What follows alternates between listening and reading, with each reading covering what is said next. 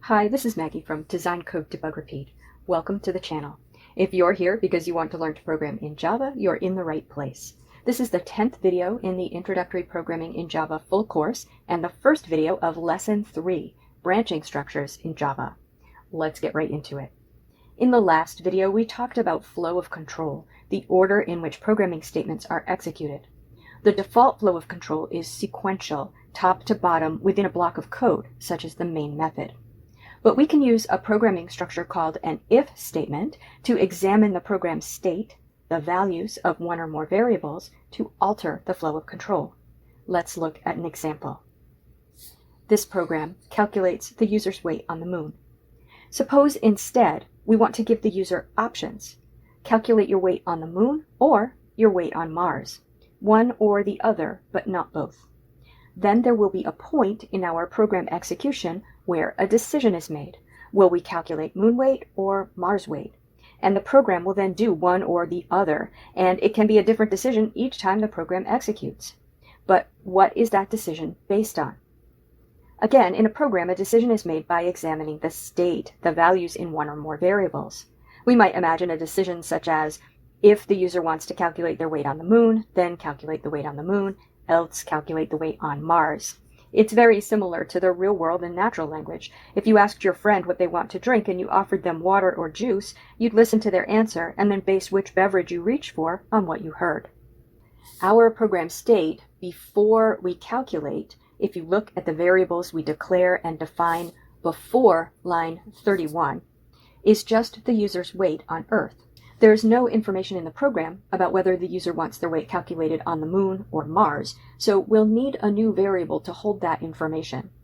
In this program, we'll need to ask the user which calculation they want and store the answer in a variable. When you're writing a branching program, you'll need to know what data will determine if you branch. And if you don't have that data stored in a variable, you'll usually need a new variable. Sometimes you'll put the value in that variable as the program runs, and sometimes you'll get the value from an outside source, such as the user. That's what we're going to do here. So let's add a new variable, int choice. And I think before we ask for the user's weight on Earth, we'll prompt them for a 1 if they want to know their weight on the moon, and any other number if they want to know their weight on Mars. I know that sounds a little weird, but bear with me. I'll just add that code in. If you want a refresher on obtaining values from the user using the scanner, just review the Lesson 2 videos.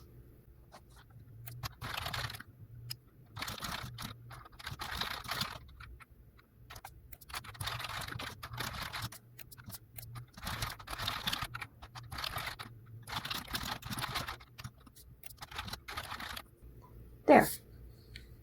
So now we're prompting for the user's choice and their weight, and storing the choice in the variable choice, and their weight in the variable Earth weight. Let's run the program. And I'll enter 5 at the prompt. And the program calculates my weight on the moon because we haven't written that decision code yet. Let's put the if statement in there. So after obtaining all of those inputs, we now have the program state we need to make a decision.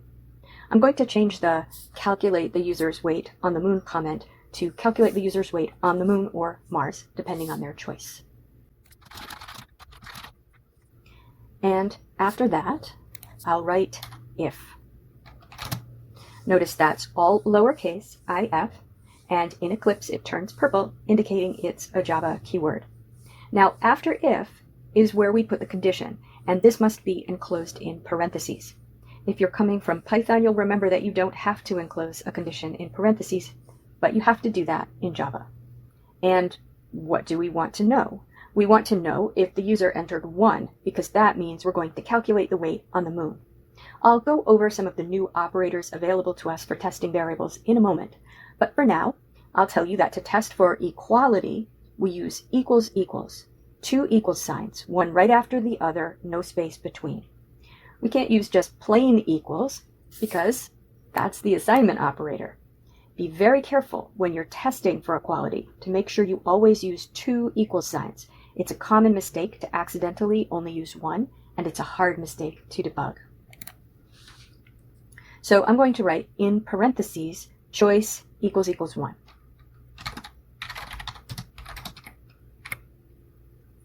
And then after the close parentheses, open curly brace. We use curly braces to enclose blocks of code. Again, if you're coming from Python, you know that after an if, you must indent the code. But in Java, you must enclose the conditional code, the code that will execute if the condition is true, in curly braces. Well, you don't have to if it's only one line of code, but I recommend that you always do. That's, again, some defensive code to prevent future bugs. So I'm now going to indent the code that calculates the user's weight on the moon between the open and closed curly braces. Java doesn't care about whitespace. Remember, that's spaces, tabs, new lines, etc. But the way I'm laying the code out here, the opening curly brace on the same line as the if, the code inside the curly braces indented, and the close curly brace on a new line at the same level of indentation as the if, that's the recommended way to style an if block according to the elements of Java style. And I think it's very readable. Now, I have an interesting error here on my print statement. Let's mouse over it. It says the local variable moon weight may not have been initialized. Here's how the program works now. It starts out getting some values from the user, as we saw, choice and earth weight. Once it reaches the if statement on line 37, it tests whether choice is 1, if choice equals 1. And if that's true, we'll execute the code inside the curly braces, and moon weight will be assigned a value. But if it's not true, we won't. So if the user enters 2 or 3 or 4 or 5 or any number other than 1, that test will be false, and the code in the curly braces will not be executed, and moon weight will not have a value. And if it doesn't have a value, which is a possibility, it can't be printed on line 43. That's okay, because we're not done. We're going to calculate the user's weight on Mars if they didn't enter 1. But maybe we should change the name of the variable to celestial weight. I know the Earth is also a celestial body. If you have a better name for the variable, and I'm sure there is one, please tell me in the comments. So I'm going to change the name to celestial weight up where the variable is declared, and where it's given a value in the if block and in the print statement. And yes, we still have the error. We need to do the calculation of the user's weight on Mars if they didn't choose 1. We can do that with an else. An else can only be paired with an if, and an else will execute if the condition following the if isn't true. When we have an if-else statement, either the conditional if code will execute or the conditional else code will execute. One or the other, but never both, and never neither. So we'll write else, open curly brace, and then I'm going to copy the celestial weight code because this will be similar. And really, I just need a constant called Mars gravity, don't I? And I looked that value up, and Wikipedia tells me it's 3.72076, which I'm sure is good enough for our purposes. So I'll define a constant and replace moon gravity with that constant in this else block.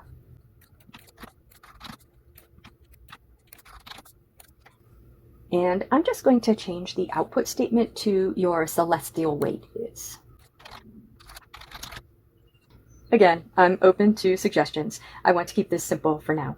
Let's run the program and then review how it works. So if I enter 1 at the prompt and 100 for the weight, we get the familiar weight of approximately 16.5 for the moon. Let's try 2 at the first prompt and 100. And now we get 37.9 and some change. Now let's enter another number that isn't 1 to illustrate that anything other than 1 is going to execute the else code. So if I enter 5 and 100, I get the Mars weight. Let's review the code one more time. On line 38, we have an if statement with a condition or test after it. It tests the variable choice. If that variable is 1, then the code on line 39 will execute. The else block is ignored, and line 47, the print statement, executes. On line 38, if the condition is false, if the variable is not 1, then the else block executes. Line 42 and then line 47, the print statement, executes. So one or the other of line 39 and 42 will execute. Always one or the other. Never neither and never both. Now I have glossed over here that we have a new data type, Boolean. A Boolean expression, literal, variable, or more complicated expression, can be only true or false. There are no other options. Our expression on line 38, choice equals 1, is a Boolean expression. It evaluates to true when choice is equal to 1, and false all other times. And the way an if statement works is the Boolean expression in parentheses is evaluated, and if it evaluates to true, the block following the if executes. Now you don't have to have an else. Sometimes you do not want one. But if the test evaluates to false, the code in the else block executes. Let's go over some other relational operators that we can use to test variables. I will be talking about Boolean variables and expressions in all of the videos in this lesson, so we will cover these in much more detail in future videos. This is an overview of branching in Java to show you how it works. This table is the relational operators, operators that you can use to compare numeric expressions to write an expression that will evaluate to true or false. You've seen equals equals, the test that two expressions are equal. And in our example, we compared a variable and a literal, but those can be more complicated expressions. Anything that evaluates to two data types we can compare. And the opposite or complementary operator to that is exclamation point equals, no space between, which you should read as not equals. An expression with not equals evaluates to true when the two expressions on either side are not equal. And then we have less than and greater than. Those are symbols you are probably familiar with. Less than evaluates to true when the expression on the left is less than the expression on the right. Greater than evaluates to true when the expression on the left is greater than the expression on the right. And we have their two complementary expressions. The opposite of less than is greater than or equal to. That evaluates to true when the expression on the left is greater than the expression on the right, or if the two expressions are equal. And less than or equal to evaluates to true when the expression on the left is less than the expression on the right, or if the two expressions are equal. Both of those are written in the order you read them, greater than symbol followed by equals sign, no space between, and less than symbol followed by equals sign, no space between. We'll go into more detail on all of this in the future videos in this lesson. For now, I hope you found this overview interesting and exciting. There's so much more we can do with a program when we can make decisions about what code to execute. For now, there is an auto-graded exercise in the description of this video to help you practice with this. Click on the link and you'll go to an exercise that allows you to write parts of the Moon Weight Calculator Choice program. If you get stuck, come back and watch the video. I'll also upload the code to my GitHub repository, and there will be a link in the description. The best practice will be to write this program from scratch in Eclipse, and then make some changes to it. Try some of the other operators. For example, calculate the user's weight on the moon if they give a value less than 5, and calculate their weight on Mars if they give a value greater than or equal to 5, and test your experiments thoroughly. When you're feeling confident with the concepts in this lesson, you're ready to move on. As always, have fun and keep coding.